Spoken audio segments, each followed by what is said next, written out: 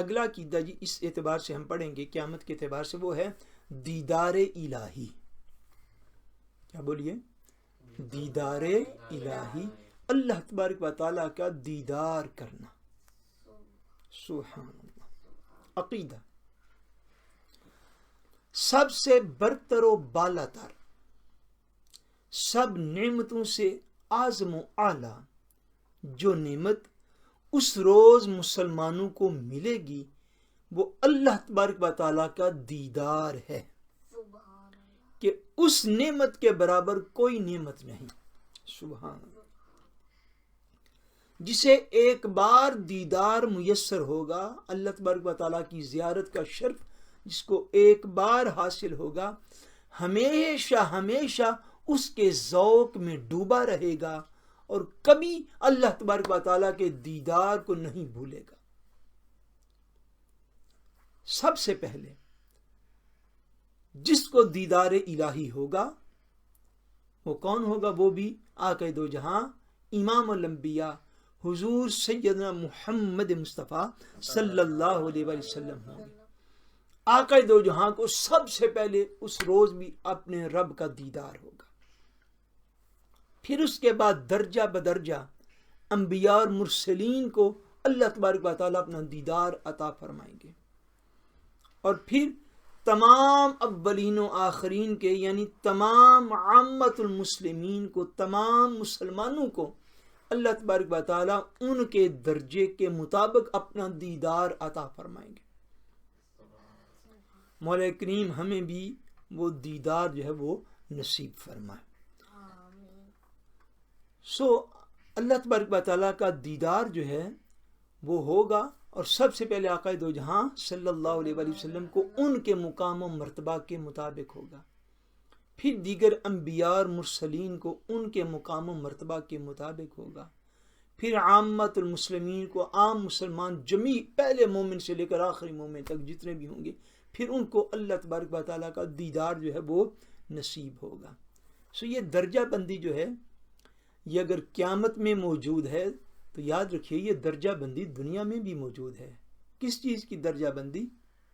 وہ جس کو اللہ تبارک و تعالیٰ نے خود ارشاد فرمایا ان اکرمکم عند اللہ اتقاکم، کہ بے شک اللہ کے ہاں تم میں سے زیادہ عزت والا وہ ہے جو زیادہ تقوی والا ہے، جو زیادہ پرہیزگاری والا ہے. جو زیادہ پرہیزگار ہے، متقی ہے، صالح ہے، نیک ہے، اس کو اللہ تبارک و تعالیٰ نے یہاں بھی فضیلت عطا فرما رکھی. عقیدہ اللہ تبارک و تعالیٰ کا اللہ عز و جل کا دیدار بلا کیف ہے. بلا کیف کا کیا معنی ہے؟ یہ آگے لکھا ہوا ہے. یعنی مسلمان اسے دیکھیں گے مگر ہم یہ نہیں کہہ سکتے کہ کیسے دیکھیں گے. عقیدے کو توجہ کے ساتھ سمجھنا چاہیے، چونکہ عقائد ہمارے دین کی بنیاد ہیں. اعمال بعد میں ہیں، تبلیغ بعد میں ہے. میں نے شروع میں عرض کیا تھا پہلے دن اس کورس کو شروع کرتے وقت کہ جب عقیدہ ہی درست نہ ہوگا یا عقیدہ درست ہوگا مگر عقیدہ کے حوالے سے اپنا علم ہی کمزور ہوگا، وہ پورا نہیں ہوگا، تو ہم تبلیغ کس چیز کی آگے کریں گے؟ اپنے بچوں کو، اپنے خاندان والوں کو، اپنے معاشرے کو، سوسائٹی کو کیا سکھائیں گے؟ عقیدے کا پہلے درست ہونا لازمی ہے. اعمال، دعائیں، وہ بقیہ سارے میں معاملات جو ہیں وہ اس کے بعد آتے ہیں. اللہ تبارک و تعالیٰ کا دیدار ہوگا، یہ عقیدہ ہے. کیسے ہوگا اس کے متعلق ہم کچھ نہیں کہہ سکتے. عالم آخرت چونکہ اس عالم سے، اس دنیا سے بالکل علیحدہ ایک عالم ہے، اس کے ریگولر الگ ہیں، یہاں کے ریگولر الگ ہیں. کیسے دیکھیں گے اللہ بہتر جانتا ہے.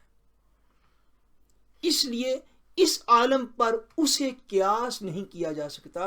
اس عالم میں، اس دنیا میں جس ہم ایک دوسرے کو دیکھتے ہیں، اس کے مطابق اس کا اندازہ نہیں کیا جا سکتا. قیاس اندازے کو کہتے ہیں.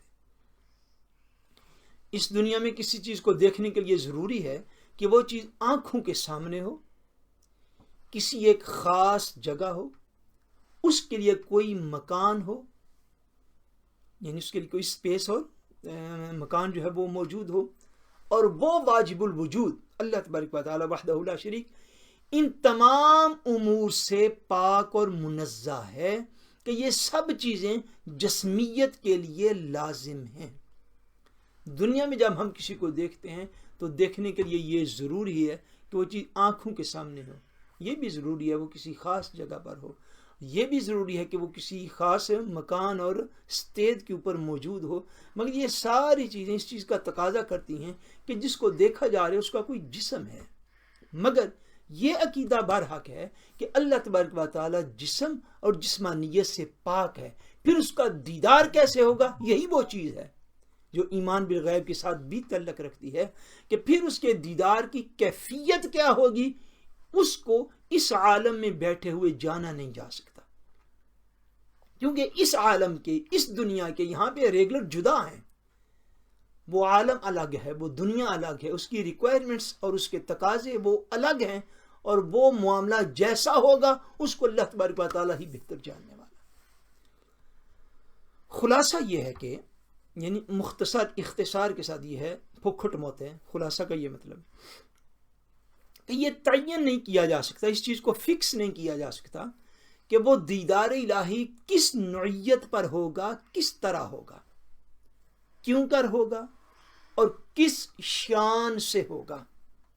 بہرحال قرآن کریم، احادیث کریمہ اور اجماع امت، یہ تینوں چیزیں اس بات پر گواہ ہیں کہ عالم آخرت میں اللہ تبارک و تعالیٰ کی بہترین نعمت یہ ہوگی کہ وہ اپنی مخلوق کو اپنے دیدار سے مشرف فرمائے، وہ اپنی مخلوق کو اپنے دیدار کا شرف عطا فرمائے، اگرچہ اس کی کوئی صورت مقرر نہ ہو۔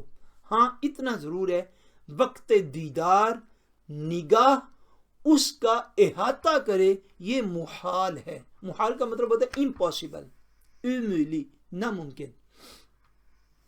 دیدار ہوگا، یہ چیز طے شدہ ہے کہ جب مومن اللہ تبارک و تعالیٰ کا دیدار کریں گے تو دیدار میں اس کے سارے حسن و جمال کو دیکھ لیں، یہ ناممکن ہے۔ اس کے اوپر عقیدہ ہے، یہ چیزیں نشین کر لیجیے، جس کو کہتے ہیں احاطہ کر لینا کسی چیز کا۔ احاطہ سے مراد یہ ہے کہ کسی چیز کو کمپلیٹ دیکھ لینا۔ اب بھی آئی تھنک آپ لوگ جو ہے وہ سمجھ گئے ہوں گے۔ احاطہ سے یہ مراد ہے کسی چیز کو مکمل دیکھ لینا۔ یہ جو ہے اللہ تبارک و تعالیٰ کا دیدار ہوگا، یہ برحق اس پر قرآن مجید بھی شاہد ہے، احادیث طیبات بھی موجود ہیں، اجماع امت بھی اسی پر ہے۔ دیدار کیسے ہوگا یہ دوسرا سوال ہے، کیسے ہوگا اس کی کیفیت کو اللہ تبارک و تعالیٰ بہتر جانتا ہے۔ یہ چیز بہرحال طے شدہ ہے کہ جب دیدار ہوگا تو کوئی شخص یہ نہیں کہہ سکے گا، اور نہ ہی آج ہمارا یہ عقیدہ ہے بطور مسلمان، بطور اہل سنت، کہ اللہ تبارک و تعالیٰ کا دیدار جب ہوگا تو کوئی بھی مخلوق، وہ درجے میں بڑی سے بڑی درجے پر بھی فائز کیوں نہ ہو، کوئی بھی مخلوق اس کے حسن و جمال کا احاطہ نہیں کر سکے گی، اس کو مکمل طور پر دیکھ نہیں پائے گی، اور اس کو مکمل طور پر ہر جہت سے اس کی جو ہے وہ حسن و جمال کا احاطہ نہیں کر پائے گی۔ رافضی کے دیدار الہی سے مایوس ہیں، مایوس ہی رہیں گے۔ رافضیوں کو عام طور پر شیعہ کہا جاتا ہے، وہ دیدار الہی کے اس روز منکر ہیں، اس لیے اس کی وضاحت کر دی گئی۔ نیکسٹ عقیدہ، قیامت، بعث یعنی مرنے کے بعد اٹھنا، حشر و نشر، ثواب و عذاب، جنت و دوزخ، اور ملائکہ اور شیاطین۔ اب میں ان کی وضاحت اس لیے نہیں کر رہا ہوں کہ آپ میں الحمدللہ تعالیٰ یہ پورے اسباق پہلے پڑھ چکے ہوئے، سب کے وہی معنی ہیں جو مسلمانوں میں مشہور ہیں، معروف ہیں، شنت ہیں، فیمس ہیں۔ سب کے وہی معنی ہیں جو آپ کے ذہن کے اندر موجود ہیں، جو آپ نے اپنے باپ دادا سے سن رکھے ہیں، جو آپ نے اپنے علماء سے، مبلغین سے، اولیاء سے جو آپ نے سن رکھا ہے۔ ان سب کے وہی معنی ہیں جو بچپن سے آپ کے ذہنوں میں ہیں، اور یہ اس دور کے حوالے سے اور چند سال پہلے کا جو دور گزرا ہے مذہبی، اس حوالے سے یہ بڑی خاص بات۔ باتیں تو ویسے ساری خاص ہیں، لیکن جو اور زیادہ خاص ہوتی ہے اس طرح میں آپ کی توجہ بھی مبذول کروا دیتا ہوں تاکہ آپ زیادہ کنسنٹریشن سے اس بات کو سمجھیں اور پورا غور کریں. قیامت، مرنے کے بعد اٹھنا، حشر و نشر، ثواب و عذاب، جنت و دوزخ، ملائکہ اور شیاطین، ان سب کے وہی معنی ہیں جو عام مسلمانوں کے ہاں معروف ہیں، مشہور ہیں، فیمس ہیں، پاپولر شنت ہیں. جو شخص ان چیزوں کو تو حق کہے مگر ان کے نئے نئے معنی اپنی طرف سے گھڑے، مثلا یہ کہے کہ جنت صرف ایک اعلیٰ درجے کی راحت کا نام ہے. توجہ کر لیجیے، جنت ایک سٹیج ہے، ایک مکان ہے.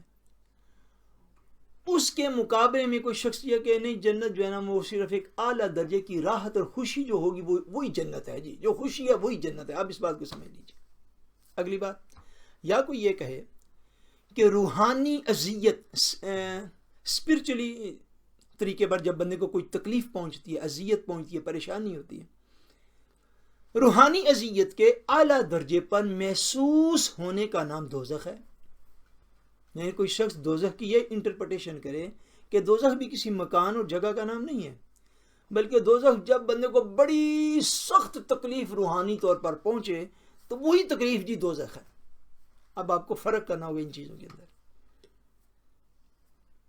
یا ثواب کے معنی لوگوں کو یہ بتائے کہ اپنی نیکیوں کو دیکھ کر خوش ہونا یہ ثواب ہے، اور عذاب کے یہ معنی لوگوں کو بتلائے کہ برے اعمال کو دیکھ کر غمگین ہونا، پریشان ہونا، وری ہونا صرف یہ عذاب ہے. یا یہ کہے کہ حشر صرف روحوں کا ہوگا، روحانی اور اسپرچولی طور پر صرف جو ہے وہ حشر ہوگا. جسم جو ہے روح اور جسم کا اکٹھا، یعنی جسم کا حشر نہیں ہوگا یا جسم نہیں کھڑے کیے جائیں گے، یا یعنی حشر و نشر کا یہ معنی کرے. ایسا شخص حقیقتاً ان چیزوں کا منکر ہے. یہ چیز ذہن نشین کر لیجیے. جس نے اس طرح کی انٹرپریٹیشنز کی جن کو اب دہرانے کی ضرورت نہیں ہے، جو عرض کی جا چکی ہیں کہ جو جنت کو جو ہے وہ کہے جی ایک اعلیٰ درجے کی راحت اور خوشی کا نام ہے، دوزخ کو کہے جی یہ بدترین روحانی اذیت جب پہنچتی ہے یہ صرف اس کا نام ہے. ثواب اور عذاب کے نئے نئے معنی گھڑے لوگوں کے سامنے، اور یہ کہے کہ حشر جو ہے وہ صرف روحوں کا ہوگا، جسموں کا نہیں ہوگا، جسم کو دوبارہ سے بنا کے کھڑا نہیں کیا جائے گا، وغیرہ وغیرہ. ایسا شخص، ایسا عقیدے کی انٹرپریٹیشن کرنے والا، لوگوں تک ایسی بات کرنے والا، یہ شخص جو ہے ایسا شخص قطعاً دائرہ اسلام سے خارج اور اسلامی برادری سے باہر ہے، اگرچہ کلمہ پڑھتا ہو اور اسلام کا اقرار کرتا ہو.